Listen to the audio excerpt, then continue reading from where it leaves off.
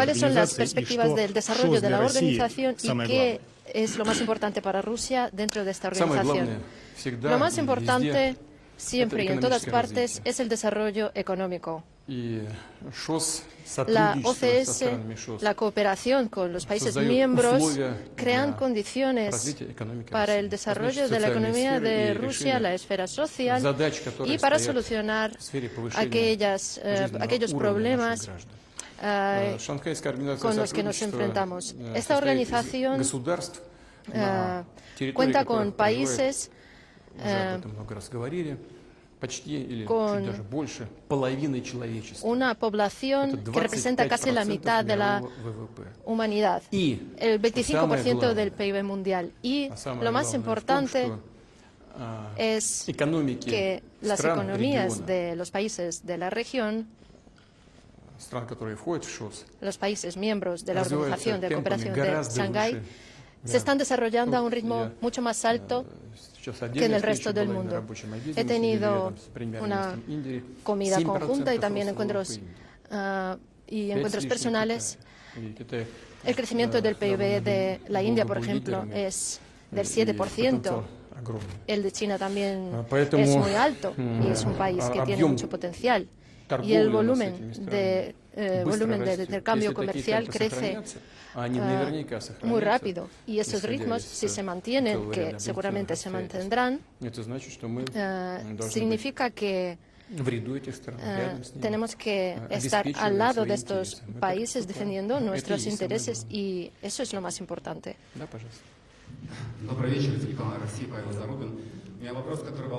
Tengo una pregunta que preocupa a muchas personas en el país. Las personas ya tienen preocupaciones sobre cómo avanza la operación especial en Ucrania. Cada vez vemos más ataques y atentados también en el territorio de Rusia.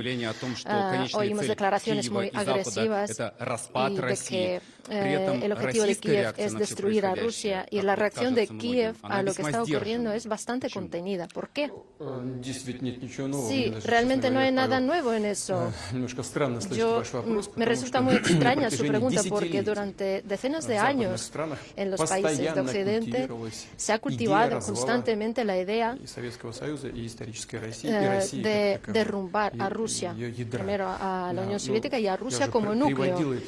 Ya he puesto como ejemplo estas declaraciones de algunos políticos de Gran Bretaña, por ejemplo, después de la Primera y la Segunda Guerra Mundial, y también del señor Dzerzhinsky, que separó en partes el territorio de nuestro país, aunque después cambió su postura, suponiendo que hay que usar a Rusia como un instrumento en la lucha contra China. Pero bueno, eso no va a ocurrir, que solucionen sus problemas solos. Pero tal y como los están solucionando, vemos que se están perjudicando a sí mismos y son instrumentos inaceptables. Pero siempre han querido destruir nuestro país, eso sí es verdad. A partir de un momento dado surgió la idea de usar a Ucrania para lograr los objetivos de ciertos países. Y ahora, respondiendo a su pregunta, y me viene la conclusión de que para evitar este tipo de situaciones comenzamos esa operación especial. Algunos países de Occidente siempre lo han querido, encabezados por Estados Unidos. Han querido desestabilizar de esta forma a Rusia. Y eso es básicamente nuestro objetivo principal, evitar este tipo de eventos. Y en cuanto a la reacción contenida, bueno, yo no diría que es tan contenida, porque la operación especial militar no es ningún tipo de advertencia. Vemos estos intentos de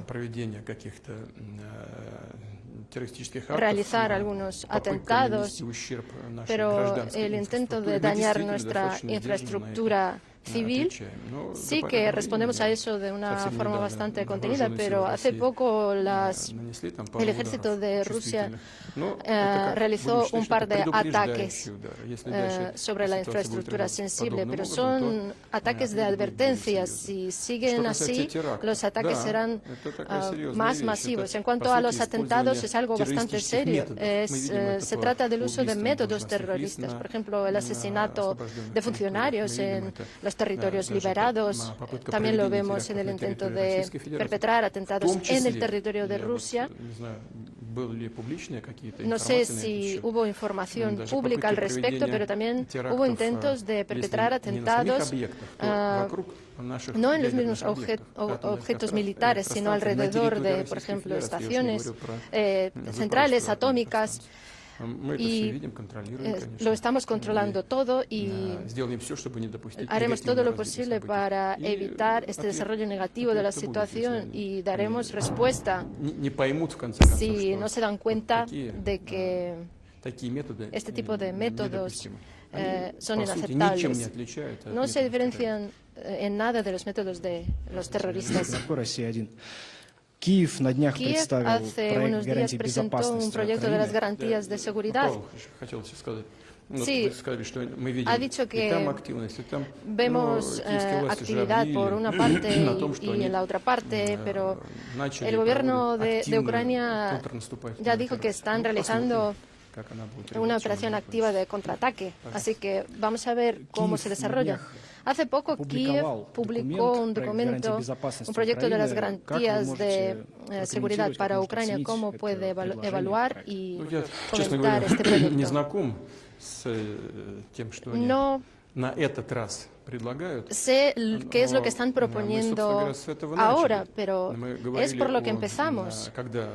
Cuando estuvimos negociando con el gobierno actual de Kiev y cuando terminamos este proceso de negociaciones en Estambul con un proyecto del acuerdo de Estambul, después retiramos las tropas de Kiev para crear las condiciones para la firma de este acuerdo, pero el gobierno de Ucrania renunció a las negociaciones y declararon que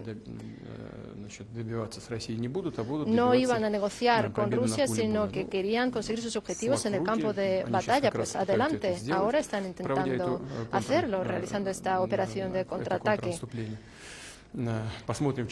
Veremos cómo termina esta operación, pero en cuanto a las garantías de seguridad, por lo general eran unas garantías bastante serias y estaban exigiendo algunas garantías de Rusia, de los países de la OTAN, de los países de la región y por lo general estuvimos de acuerdo.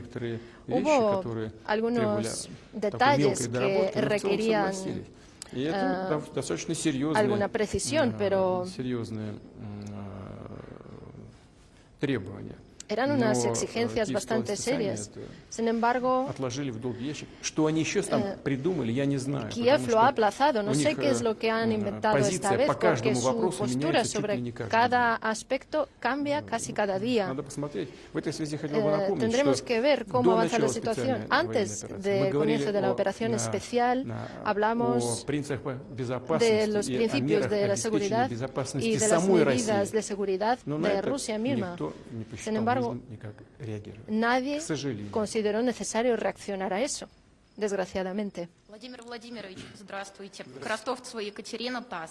Скажите, пожалуйста, как вы оцениваете ход специальной военной операции? Требуется ли корректировать ее план? ¿Es necesario modificar el plan? No. El plan no requiere corrección, pero estamos tomando decisiones sobre la marcha. Algunos puntos son clave, algunos puntos son el objetivo principal, como liberar todo el territorio del Donbass, pero seguimos con nuestro trabajo a pesar de los intentos de contraatacar por parte del ejército ucraniano. Nuestra operación en el Donbass no se ha detenido, está avanzando a un ritmo moderado, pero consecuente. Y el ejército ruso está ocupando nuevos territorios. Solo estamos luchando con una parte del ejército, del ejército ruso, y eso está relacionado con algunos parámetros del personal. No tenemos prisa en este sentido, pero en esencia no ha habido ningún cambio. Algo lo consideramos más importante, otras cosas son secundarias, pero la tarea principal está sin cambiar y se está llevando a cabo. РИА Новости, Мария Сидибе. Озвучивал ли Эрдоган на встрече предложение о Эрдоган вашей встрече с ha planteado Зеленским? alguna И при каких propuesta вообще para su условиях сейчас encuentro con Zelensky. Эрдоган не озвучивал ли свое предложение Sí, вам Erdogan провести le ha встречу с propuesto Зеленским вас? realizar un encuentro entre usted y Zelensky. Sí, siempre lo está proponiendo. Durante mucho tiempo lo ha hecho y no tiene nada de malo. El presidente de Turquía aporta mucho para normalizar la situación. Por ejemplo, en la problemática de la salida de los cereales de Ucrania a través de Odessa, por ejemplo, eso es resultado del trabajo suyo y él realiza un aporte muy sustancial para solucionar una serie de problemas que surgen alrededor de esta crisis. Y es algo natural que proponga un encuentro entre yo y el presidente Zelensky, esperando que lleve a algunas consecuencias positivas. Pero en este encuentro no lo ha mencionado. ¿En qué condiciones sería posible su diálogo con Ucrania, si es que es posible? Pero se niegan. La primera condición es que acepten un diálogo, pero no quieren. El señor Zelensky ha declarado públicamente, no sé dónde, pero públicamente que no está dispuesto y no quiere dialogar con Rusia. Si no quiere, pues nada. Ya ha hablado un poco sobre el encuentro con Erdogan. ¿Puede detallar qué es lo que han discutido sobre el pacto de cereales? ¿Acaso este pacto sigue vigente? ¿Llegarán nuestros cereales y fertilizantes hasta los países más pobres? No sé si lo que hemos hablado en la cumbre ahora y lo que yo he dicho, ¿lo ha escuchado la prensa? Bueno, lo voy a repetir entonces. En primer lugar, el primer ministro Erdogan ha sido uno de los que han tenido la iniciativa en este asunto. Ha sido uno de los líderes que ha organizado la realización de esta idea. Hoy en día,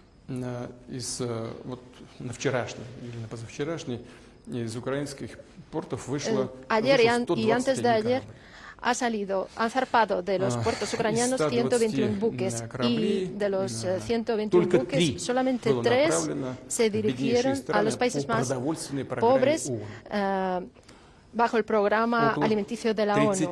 Acerca de 35% de cereales que ha salido desde el territorio de Ucrania se fue a los países europeos, que no son los más pobres y no son para nada los más pobres. Y solamente el 4,5% de los cereales se fueron a los países más pobres bajo el programa de la ONU. En nuestro encuentro bilateral con el señor Erdogan también ha mencionado el problema y ha dicho que la mayor parte de estos cereales tenían que dirigirse a los países más pobres, pero nosotros solamente garantizamos la salida de los cereales y ahora tiene que ser la ONU y los participantes del proceso quienes deben lograr el objetivo por el que fue organizada esta salida de los cereales. Y sé, y lo digo con toda franqueza, el secretario general de la ONU se está esforzando mucho, pero aún no lo ha podido lograr. En cuanto a los fertilizantes rusos, es una solución sin precedentes por parte de la Comisión Europea. Es una vergüenza levantar la restricción de comprar los fertilizantes, pero solamente para los países miembros de la Unión Europea. ¿Y qué hay de los países más pobres? ¿Qué hay con la retórica de que todos los esfuerzos conjuntos se tienen que dirigir para prevenir y evitar el hambre en estos países? ¿Qué es? ¿Una mentira para solucionar sus propios problemas egoístas que ellos mismos crearon con sus propias manos, tanto en los suministros de alimentos como en el sector energético? Ahora están intentando solucionar estos problemas a costa de los demás. Espero que reine el sentido común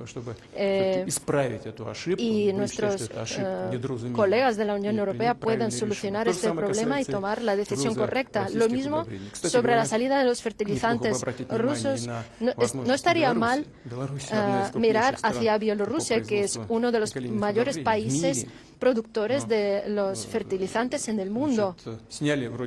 Y bueno, parece que han levantado las sanciones impuestas sobre los fertilizantes rusos. Fueron los estadounidenses los primeros en levantar estas sanciones. Y cuando hablamos de la salida de estos cereales de Ucrania, ¿saben quiénes son los que están sacando esos cereales? Empresas estadounidenses que son los propietarios. Son sus cereales y los están sacando de ahí. Así que lo importante es que se han levantado las sanciones sobre los fertilizantes rusos, pero hay problemas de seguro, de la prohibición de entrar en nuestros puertos, desde los que se tienen que salir los fertilizantes, para las transacciones financieras. Y ellos lo saben perfectamente. Dicen, sí, solucionaremos este problema, pero nadie hace nada. Hay que reconocerlo. El secretario general de la ONU siempre está en un contacto permanente con todos los participantes del proceso, pero aún no ha logrado mucho éxito. Pero esperemos que estas negociaciones terminen con éxito. Nosotros estamos vendiendo y seguiremos vendiendo. Estamos muy solicitados en el mercado, pero si seguimos así, de esta forma, no llegará nada a los países pobres. 300.000 toneladas se han acumulado, 300.000 toneladas de fertilizantes se han acumulado en los puertos europeos. Las empresas rusas dicen que se lo daremos gratis, pero déjenos salir, desbloqueen la salida de los barcos. Pero aún nos tienen bloqueados ahí. No quieren que Rusia gane dinero. Pero bueno, se lo estamos dando gratis. No estamos ganando nada. ¿Qué están haciendo? No lo entiendo. ¿Para qué? Están hablando mucho, pero en la práctica no ocurre nada. Me da la impresión de que, sobre todo en los países europeos, se trata de potencias, antiguas potencias coloniales y que siguen viviendo en el paradigma de la filosofía colonial. Están acostumbrados a vivir a costa de los demás y no logran deshacerse de este paradigma en su política práctica diaria. Pero ha llegado el momento de sacar conclusiones y comportarse de otra forma, más civilizada. Su encuentro con el señor Xi, todo el mundo ha seguido su encuentro con el jefe del Estado chino. ¿Qué es lo más importante de este encuentro? No hay nada más importante, por muy raro que parezca. Ha sido un encuentro común, un encuentro personal, que no hemos tenido muchos encuentros personales desde que fui a Pekín a la inauguración de los Juegos Olímpicos. Ha crecido mucho el intercambio comercial. El año pasado el volumen era de 142 billones. El objetivo era lograr 200 billones de dólares de intercambio comercial y pensábamos que sería una meta muy difícil de alcanzar. Pero este año llegará probablemente a 190 millones de dólares. Y este objetivo está a punto de ser realizado y desde mi punto de vista es lo más importante. Estamos hablando de lo que hay que hacer más para que este intercambio comercial crezca. Hemos hablado de lo que hay que hacer en las condiciones de la actualidad para luchar contra esas restricciones y guerras comerciales ilegales que se están desplegando en un lado y en otro por nuestros así llamados socios que están imponiendo restricciones ilegítimas. Bueno, estamos obligados a reaccionar de alguna forma. Sabemos lo que está pasando. Hablamos de la necesidad de ampliar los instrumentos para saldar las cuentas en las divisas nacionales, también de los grandes proyectos que estamos realizando sobre los proyectos en infraestructura que permitirían desbloquear estos flujos comerciales crecientes y también discutimos las crisis, pero en un ambiente amistoso, pero vamos a ir terminando. Радиостанция Вести ФМ, Маяк, Валерий Санфиров. Накануне Минфин США El Ministerio de Finanzas de Estados Unidos no solo ha ampliado la lista de personas sancionadas, sino que también ha ampliado su rango de edad, por ejemplo. Su ayudado, rangos de edad. Aparte de que en la lista de sancionados está Maxim Oreshkin, su ayudante, el sistema de pagos MIR. Pero Maxim Oreshkin ahora está en la lista de personas sancionadas. Bueno, yo creo que es por el encuentro con Erdogan. Se fue a Turquía, se vio con Erdogan y enseguida está sancionada. Pero se trata también de la edad, porque ha cambiado el rango de edad. Por ejemplo, a Marina Belova,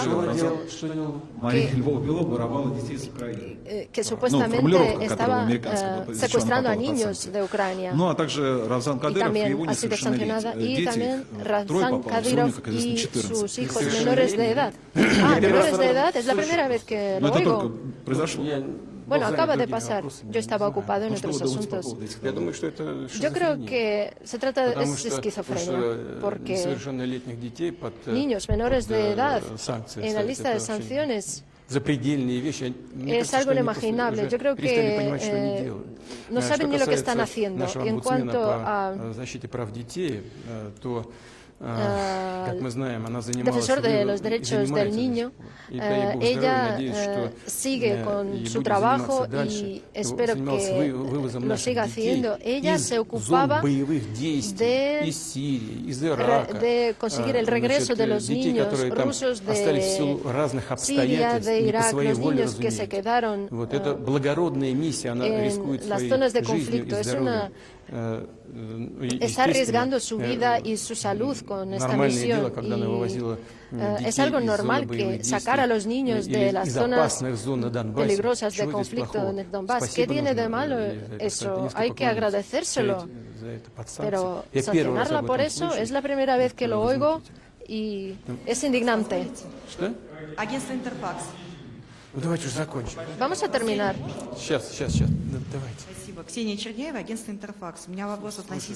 Mi pregunta es sobre la situación entre Armenia y Azerbaiyán. ¿Cree que se están realizando intentos por otros países de influir en la situación en Nagorno-Karabaj mientras Moscú está ocupado con la operación especial militar? ¿Tendrá Rusia suficientes recursos para seguir influyendo en sus colegas para cambiar esta situación? Bueno, este incidente no tiene nada que ver con Nagorno-Karabaj, es otra región, es en la frontera entre Armenia y Azerbaiyán. Y efectivamente lamentamos las víctimas resultado de este enfrentamiento, pero ante todo, bajo la influencia de Rusia, se ha podido localizar este conflicto y de momento tenemos suficientes recursos. Sí. Hoy termina la cumbre de la OCS, pero pronto los líderes van a reunirse en el marco del G20. ¿Va a visitar Indonesia y qué puede impedírselo?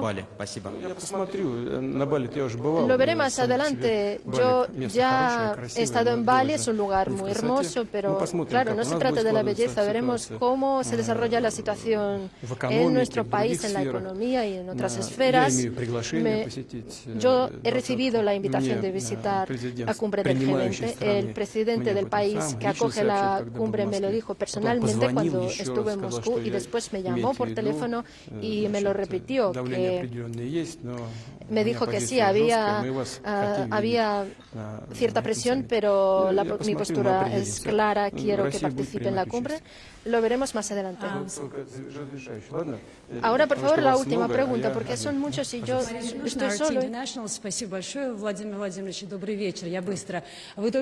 Acaba de mencionar los buques con cereales que se han ido a Europa, aunque la crisis alimentaria no está allí. Allí tienen la crisis energética. Hace poco el presidente de la Comisión Europea y otros políticos europeos, intentando encontrar soluciones para esta crisis, propuso a sus ciudadanos pagar unas sumas desorbitadas por la electricidad. ¿Cómo va a reaccionar a eso? Y si esas cuentas le llegan a usted, ¿cómo va a reaccionar? ¿Las va a pagar? Es un intento más de traspasar la responsabilidad al otro. La crisis energética en Europa no empezó con el comienzo de la operación especial militar en Ucrania, en Donbass, sino un año antes. Por muy raro que parezca, empezó con la agenda verde, que es necesaria.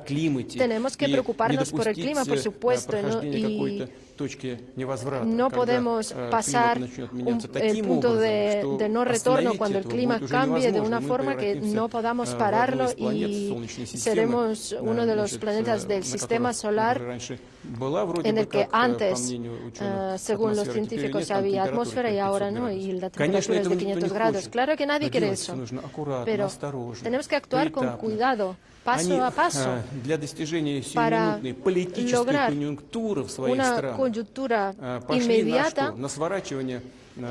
Fueron dispuestos a acabar con la energía de hidrocarburos. Los bancos dejaron de dar créditos. Las autoridades locales dejaron de prestar terreno para los desarrollos científicos, por ejemplo, para la construcción de la infraestructura energética. Y se recortaron las inversiones en la energía.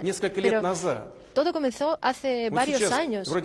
Ahora parece que los precios de gas han subido en Estados Unidos y crece la producción, pero no tan rápido como quisieran los empresarios, porque a los bancos les da miedo dar créditos.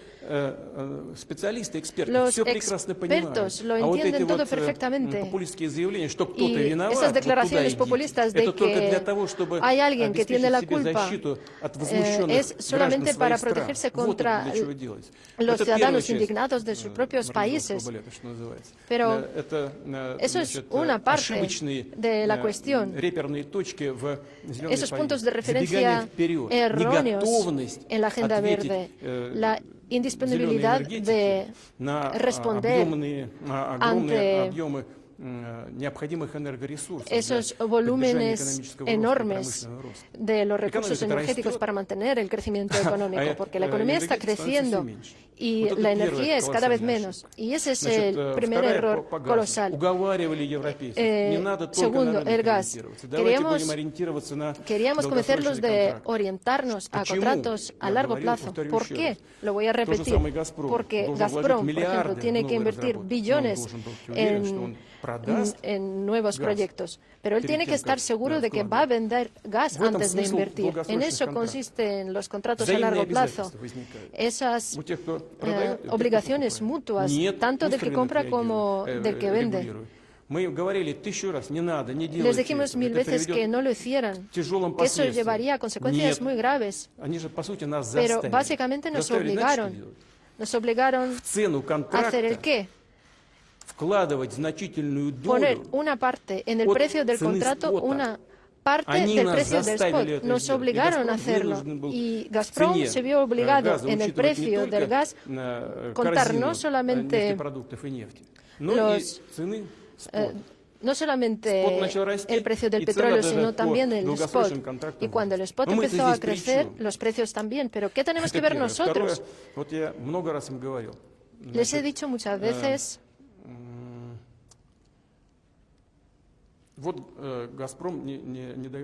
que se quejan de que Gazprom no les da gas. Pero ¿acaso son normales? Polonia sancionó el gasoducto Yamal Europa. Les cerró el gasoducto. Yo al señor Scholz le dije que llamara a Varsovia y que dijera que les abriera ese gasoducto. 2 gasoductos pasan por el territorio de Ucrania. Les dan armas a Ucrania y Ucrania les cierra uno de los gasoductos.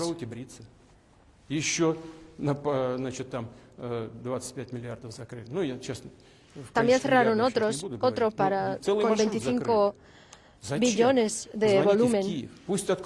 Llamen a Kiev, que abran el segundo gasoducto y también el Nord Stream 1. Se estropea una turbina después de otra. ¿Acaso somos nosotros los que la rompemos? ¿Qué pasó con la última turbina que se rompió? Se le tiene que hacer el servicio anual. La abrieron en presencia de los especialistas de Siemens y vieron que había una fuga de aceite, que es algo muy peligroso. Ellos mismos firmaron el acta de que había que reparar esa turbina porque era peligroso. ¿Qué tenemos que ver nosotros? Arreglen la turbina. Dicen que la turbina la trajeron desde Canadá, pero Gazprom no la quiere reparar. Pues claro que no. Se lo hemos dicho muchas veces. Para el mantenimiento de la turbina, Gazprom tiene un contrato con la filial de Gazprom en el Reino Unido. Y esa filial en Gran Bretaña tiene que darnos un documento en el que se explica todo, en el que pone que la turbina, que se levantan las sanciones impuestas sobre esta turbina, que su funcionamiento está en marcha, pero no hacen más que hablar. Y además había que cambiar el contrato, el punto de la logística, porque tenían que enviar la turbina del Canadá a San Petersburgo, pero se fue a Alemania. Eso parece ser una tontería, pero tiene mucha importancia en la práctica. ¿Acaso lo inventamos nosotros? Se cerró el Nord Stream 1. Y bueno, si hay tanta urgencia, si la situación es tan dura, pues levanten las sanciones sobre el Nord Stream 2, que tiene un volumen enorme anual. Solo tienen que presionar un botón. No, cerraron allí, cerraron aquí no lo pueden reparar. Lo otro lo sancionaron y no quieren abrir el Nord Stream 2. ¿Acaso nosotros tenemos la culpa?